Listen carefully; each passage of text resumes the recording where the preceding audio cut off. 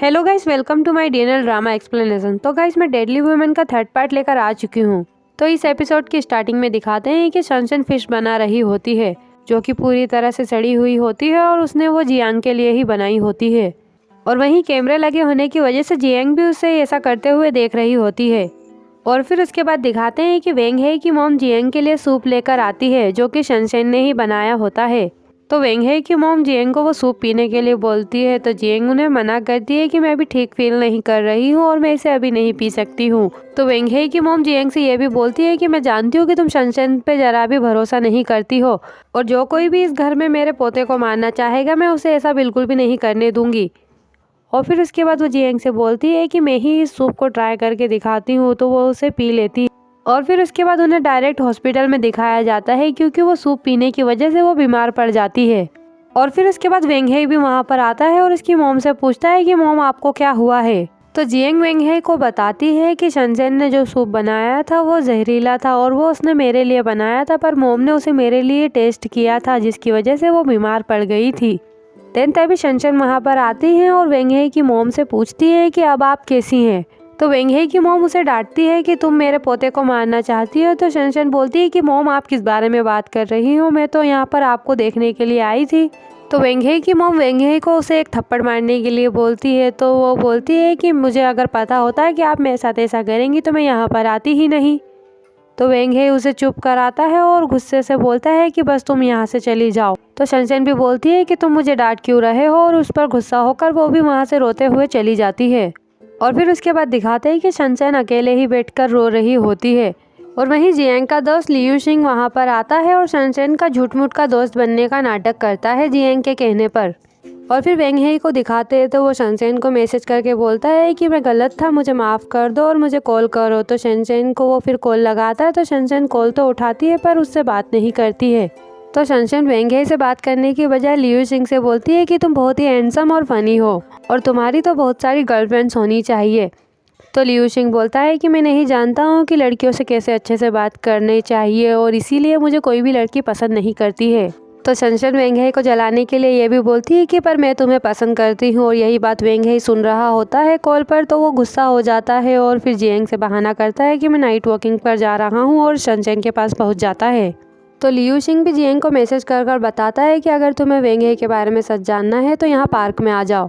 तो वेंग हे सनशाइन के पास पहुंचकर उसे बोलता है कि इतनी रात को आदमी के साथ रहना तुम्हारे लिए ठीक नहीं है। तो सनशाइन भी बोलती है कि मैं जो चाहूँ वो कर सकती हूँ, तुम होते कौन हो मुझे बताने वाले कि मुझे क्या करना चाहिए और क्या नहीं। तो वेंग हे उसे घर चलने के लिए बोलता है। तो सनशाइन बोलती है कि वो तुम्हारा घर है। तो लियू शिंग भी उन दोनों के बीच में आकर बोलता है कि तुम इसके मामले में दखल क्यों दे रहे हो। तो वेंग हे बोलता है कि ये मेरा बिजनेस है। तो लियू शिंग भी बोलता है कि मैं बस इतना जानता हूँ कि ये तुम्हारे साथ नहीं जाना चाहती है।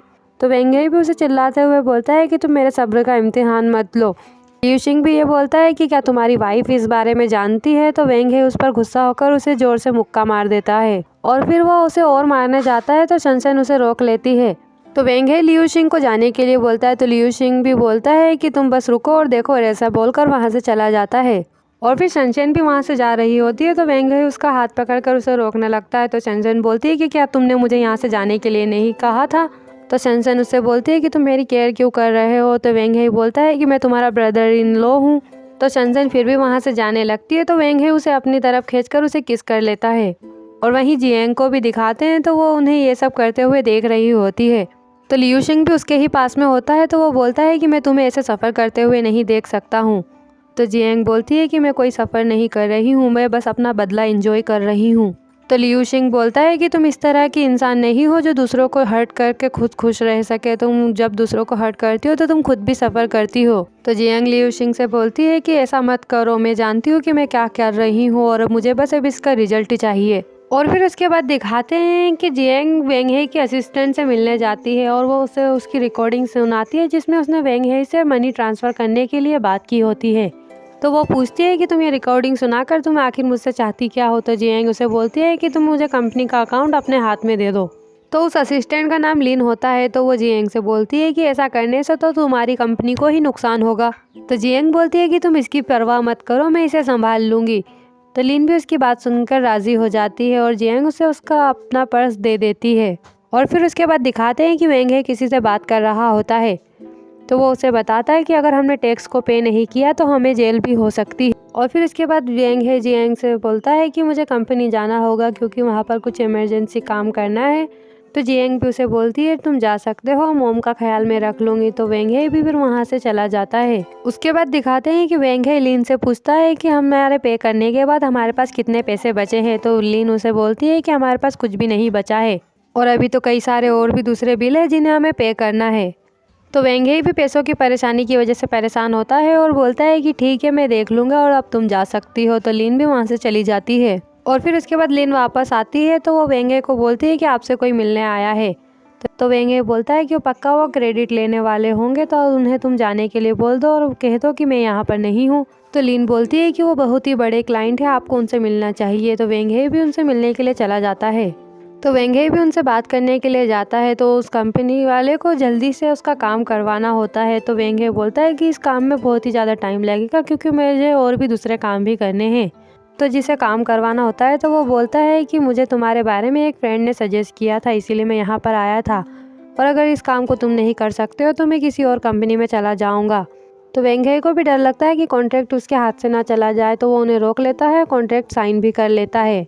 और फिर उसके बाद दिखाते हैं कि लीन और वेंग हे लोन के बारे में बात कर रहे होते हैं। तो उन्हें कोई भी लोन भी नहीं दे रहा होता है और ना ही क्रेडिट दे रहा होता है।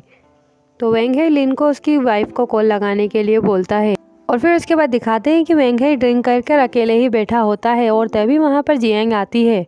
तो वेंग हे जियांग को इस बारे में बताता है कि उसने बहुत बड़ा एक कॉन्ट्रैक्ट लिया है पर उसे कोई भी कंपनी लोन नहीं दे रही है और कोई भी कॉन्ट्रैक्टर उसे पैसे नहीं दे पा रहा है, और मैंने कंपनी को चलाने के लिए बहुत मेहनत करी है पर अब मैं कंपनी को नहीं बचा सकता हूँ। और जियांग को सॉरी भी बोलता है कि मैं तुम्हारे लिए कुछ भी नहीं कर पाया हूँ, मैं तुम्हें फ्यूचर में खुश रखना चाहता था पर मैं ऐसा कुछ भी नहीं कर सका। तो जियांग बोलती है कि मैं इसे फिक्स कर सकती हूँ। तो वेंग हे बोलता है कि तुम ऐसा कैसे कर सकती हो। तो जियांग उसे बताती है कि मेरे पास कुछ प्रॉपर्टीज़ है। तो वेंग हे बोलता है कि वो तो तुम्हारे पेरेंट्स ने तुम्हारे लिए दिए हैं। तो जियांग बोलती है कि जो कुछ भी मेरा है वो तुम्हारा भी तो है, पर एक परेशानी है कि मुझे उसे सेल करने में थोड़ा टाइम लगेगा, क्या हमारे पास थोड़ा बहुत भी टाइम है। तो वेंग हे उसे बोलता है कि नहीं, हमारे पास ज़्यादा टाइम नहीं है। तो जियांग वेंग हे से बोलती है कि लियो का एक दोस्त है जो कि फाइनेंस कंपनी चलाता है और मैं इस बारे में उससे बात करूँगी। तो वेंग हे जियांग को गले लगाता है और बोलता है कि तुम कितनी अच्छी हो, पर वो इस बारे में कुछ भी नहीं जानता कि जियांग ने ही ये सब किया है।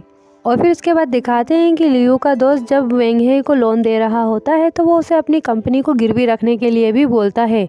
तो वेंग हे उससे पूछता है कि मुझे क्रेडिट लेने के लिए अपनी कंपनी को गिरवी क्यों रखना होगा।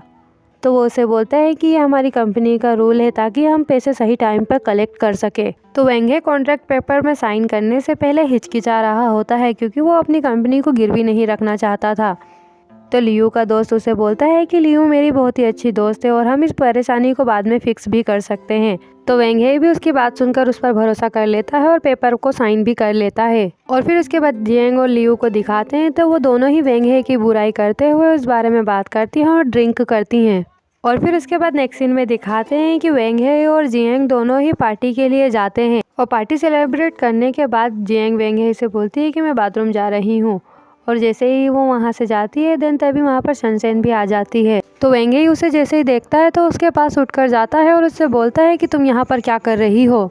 तो सनशाइन बोलती है कि बस मैं तुम्हें देखना चाहती थी कि मेरे बर्थडे पे तुम किसके साथ हो। तो वेंग हे बोलता है कि मेरे यहाँ पर बहुत ही इंपॉर्टेंट क्लाइंट है, तुम्हें घर पर ही रहना चाहिए था। एंड गाइस ये एपिसोड यहीं पर खत्म होता है एंड आई होप कि आपको यहाँ वीडियो अच्छा लगा हो। तो इसके नेक्स्ट पार्ट के लिए मेरे वीडियो को लाइक और चैनल को सब्सक्राइब जरूर करें ताकि आप मेरे आने वाले वीडियो सबसे पहले और आसानी से देख सके।